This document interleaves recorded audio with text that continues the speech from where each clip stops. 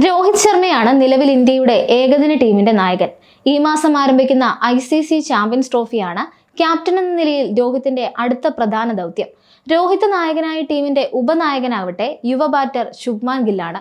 രോഹിത്തിന് ശേഷം ഏകദിന ക്രിക്കറ്റിൽ ഇന്ത്യയുടെ അടുത്ത നായകനാകുമെന്ന് കരുതപ്പെടുന്ന താരവും ഗില്ലാണ്. എന്നാൽ ഇതിലൊരു ട്വിസ്റ്റ് സംഭവിച്ചേക്കും എന്ന റിപ്പോർട്ടുകൾ കൂടി പുറത്തു വന്നിരിക്കുകയാണ്. ഇന്ത്യക്ക് ICC ചാമ്പ്യൻസ് ട്രോഫിയിൽ കിരീടം നേടാൻ സാധിക്കാതെ വരികയാണെങ്കിൽ രോഹിത് ശർമ്മയ്ക്ക് പകരം ഓൾറൗണ്ടർ ഹർദിക് പാണ്ഡ്യ ടീമിന്റെ പുതിയ നായകനായി നിയമിതനാകുമെന്നാണ് ഇപ്പോൾ പുറത്തുവരുന്ന റിപ്പോർട്ട്.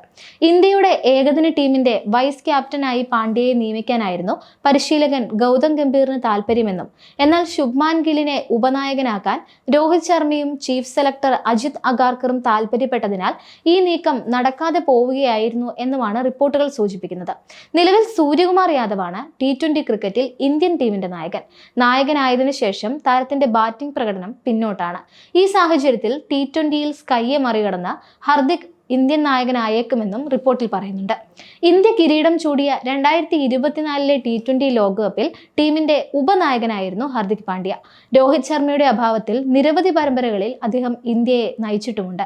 എന്നാൽ T20 ക്രിക്കറ്റിൽ നിന്നുള്ള രോഹിത്തിന്റെ വിരമിക്കലിന് പിന്നാലെ തീർത്തും അപ്രതീക്ഷിതമായി സൂര്യകുമാർ യാദവിനെ ഇന്ത്യ ക്യാപ്റ്റനായി തിരഞ്ഞെടുക്കുകയായിരുന്നു.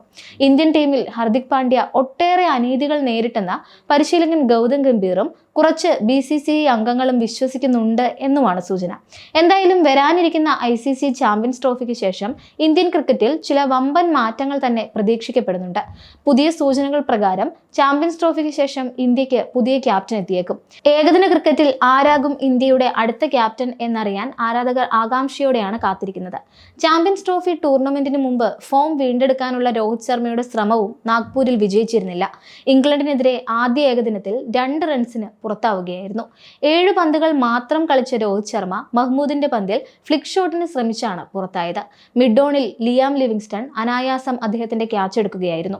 ന്യൂസിലൻഡിനെതിരായ ടെസ്റ്റ് പരമ്പരയിലും ഓസ്ട്രേലിയയിൽ നടന്ന ബോർഡർ ഗവാസ്കർ ട്രോഫിയിലും രോഹിത് പൂർണ്ണമായും പരാജയപ്പെടുകയും ചെയ്തിരുന്നു.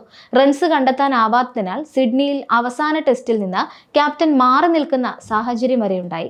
സെലക്ടർമാരും ബോർഡിലുള്ളവരും അവസാന സെലക്ഷൻ മീറ്റിംഗിനിടെ രോഹിത് ശർമ്മയുമായി ചർച്ച നടത്തിയിരുന്നു. ചാമ്പ്യൻസ് ട്രോഫിക്ക് ശേഷം ഭാവി എങ്ങനെ ആസൂത്രണം ചെയ്യണമെന്ന കാര്യത്തിൽ തീരുമാനമെടുക്കണമെന്ന് രോഹിത്തിനെ BCCI അറിയിച്ചിട്ടുണ്ട്.